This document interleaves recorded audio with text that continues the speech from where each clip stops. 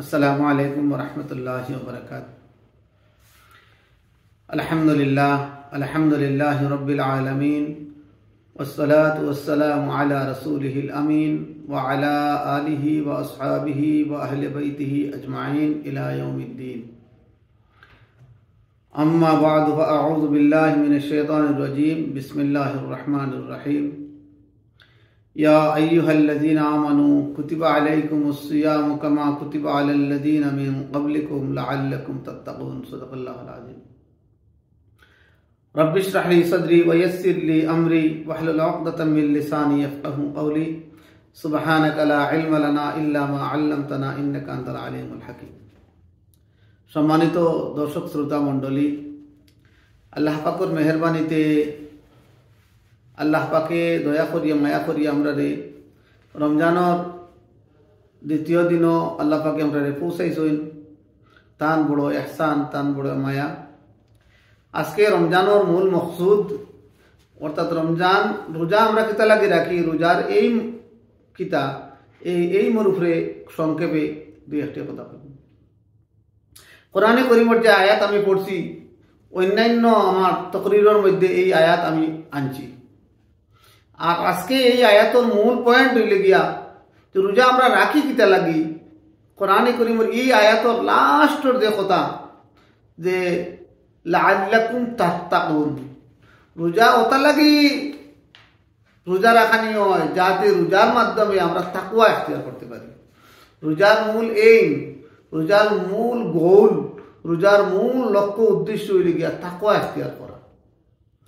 তো তাকওয়া ইখতিয়ার করা কিভাবে রোজার মধ্যে? আমরা যে রোজা রাখি, এক মানুষে যদি উপাস থাকে আর এক মানুষে যদি পতা খাইয়া ঘুমায় আর শুধু উপাস থাকিয়া খালি রোজারে উপাস থাকা মনে করে, তো ইলা আর তার টোটাল জীবন যদি রোজা রাখে তো রোজার মূল যে উদ্দেশ্য, মূল যে লক্ষ্য তার হাসিল হইত না। রোজার মূল লক্ষ্য আল্লাহ পাকে কইতা লাআল্লাকুম তাত্তাকুন, তাকওয়া ইখতিয়ার করা। আর তাকওয়া হইল গিয়া ইসলামর ইমানর মূল বেজ হইল গিয়া তাকওয়া। রোজার মাধ্যমে তার জীবনে তাকওয়া আইত।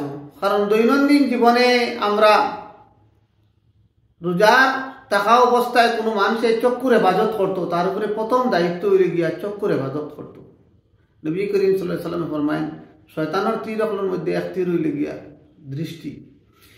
যে মানুষে রোজা রাখিয়া তার দৃষ্টির হেফাজত করতো, তার উচিত এই আল্লাহর কথারে মানবা লাগি, রসুলের কথারে মানবা লাগি, রোজারে হেফাজত করা লাগি। কোনো মানুষে যদি তার দৃষ্টিরে হেফাজত করে এবং দৃষ্টি অপাত্রে গিয়া পড়ি গেলে ও টান মারিয়া আনে দৃষ্টিরে, আর আল্লাহর রেজা পাইবা লাগি, রোজারে হকিকত আদায় করা লাগি এবং পুরা রোজার হক মতো রোজারে আদায় করা লাগে। যদি কোনো মানুষের তার দৃষ্টিরে হেফাজত করে, কোনো অপাত্রে তার চোখরে ফালায় না, এইভাবে যদি দৃষ্টির হেফাজত করিয়া এক মাস এক মানুষের রোজা রাখে, তাহলে এই মানুষের কলবর ভিতরে আল্লাহ পাকে এক নূর সৃষ্টি করে দিব।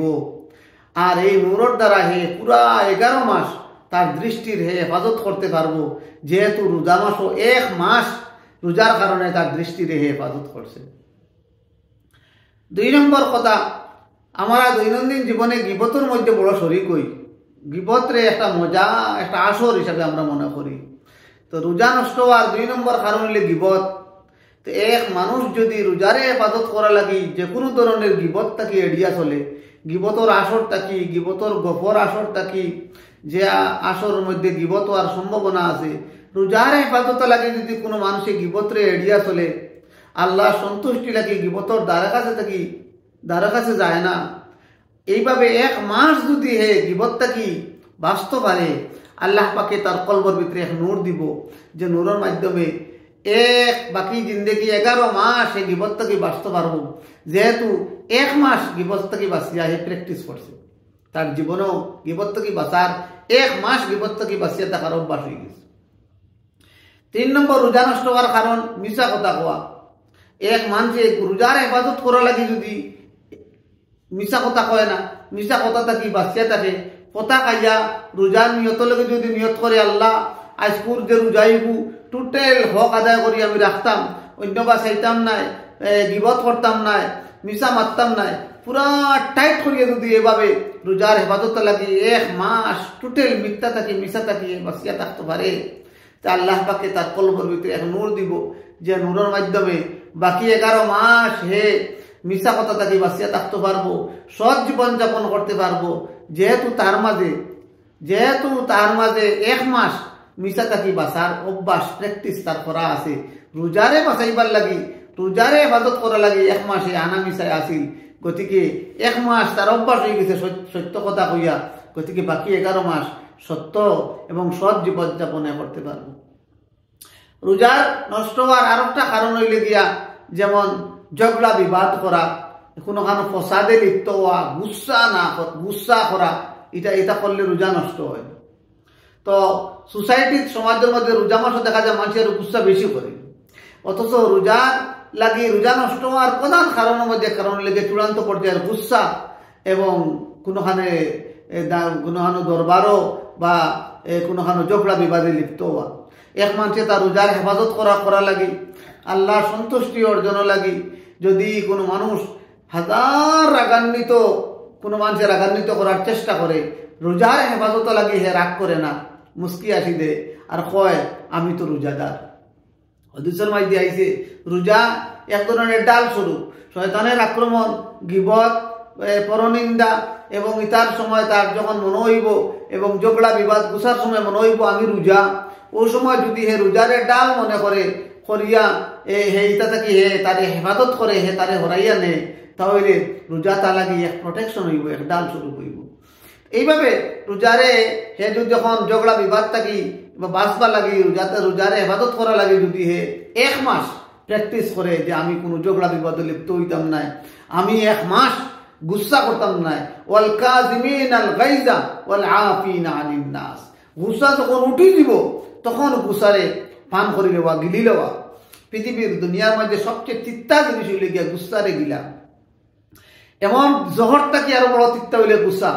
আর যে মানুষে আল্লাহ সন্তুষ্টি লাগি, রোজার হেফাজত লাগি, তার গুসারে তার রাগ রে হে গিলবো, আল্লাহ পাকে তার কলবর ভিতরে নূর দিব, যে নূর দিয়া বাকি 11 মাস এইভাবে গুসারে হে গিলতে পারবো, ঝগড়া বিবাদ রে এড়িয়া চলতে পারবো।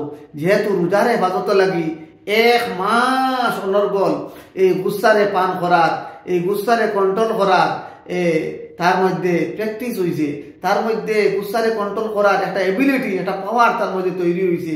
আল্লাহ পাকে 1 মাস যেহেতু এই অভ্যাসে পরিণত করছে, বাকি জিন্দগি তারে বাকি 11 মাস তারে গুসা পান করার, গুসা তাকে কন্ট্রোলে থাকার, গুসারে কন্ট্রোল করার এবং ঝগড়া বিবাদ তাকে হেফাজতে থাকার কারণে তার কলবর ভিতরে এক নূর দিব, এই নূর দিয়া বাকি 11 মাসে সৎ জীবন যাপন করতে পারবে।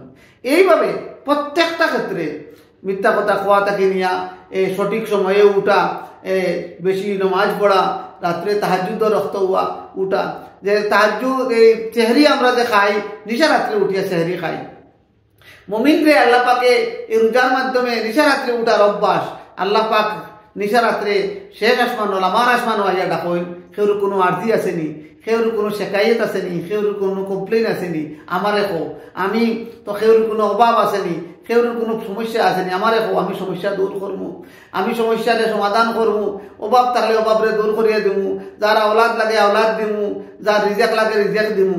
এই সময় আমরা সারা বছর ঘুমো থাকি। এই রমজান মাস সেহরি পতাবালা উঠাইয়া আমরা অভ্যাস করা হয়, যাতে জীবনে বাকি রমজান মাস ছাড়াও যাতে আমরা নিশারায় উঠিয়া আল্লাহর কাছে আমাদের শেখায়ত, আমাদের কমপ্লেন আমরা করতে পারি। আর যে মানুষ নিশারায় উঠার অভ্যাস আছে, এই মানুষ তো অবশ্যই মুত্তাকি এবং ফরেজগার হিসেবে পরিগণিত। ওমিনাল লাইলি ফাতাহাজ্জাত বিহি নাফিলাতাল লাক আসা আন ইয়াবআসাকা রাব্বুকা মাকামাম মাহমুদা। শেষ রাত্রে উঠিয়া তাহাজ্জুদ পড়া, নফল পড়া, এটা হইলে গিয়া নবী সাল্লাল্লাহু আলাইহি সাল্লামের লাগি নফল। আমাদের জীবনে আমাদের আমরা এই নবী থেকে পাইছি এটা নফল, নাফিলাতাল লাক, এক্সট্রা নবী সাল্লাল্লাহু আলাইহি সাল্লামের দেওয়া হয়েছে। এই অভ্যাস উম্মতের কাছে থাকতো, রাত্রে উঠিয়া আমরা খান দিতাম। শেষ রাত্রে উঠিয়া খাওয়া নিয়মিত ইলা উঠতে তেরাবি পড়িয়া খাইয়া উঠরিও, কিন্তু শেষ রাত্রে উঠা, রমজান মাসে শেষ রাত্রে উঠতাম, 1 মাস যে মানুষ নিশারায় উঠতে পারবো, উঠার অভ্যাস হইব, এই বাকি মানুষের বাকি জিন্দগি তো নিশারায় উঠার প্র্যাকটিস, যেহেতু 1 মাস তার প্র্যাকটিস আছে, বাকি জিন্দগিতে আরামর বিছনা ছাড়িয়া হে শেষ রাত্রি হে উঠার তার অভ্যাসে করতে পারবো, 1 মাস যেহেতু তার প্র্যাকটিস আছে।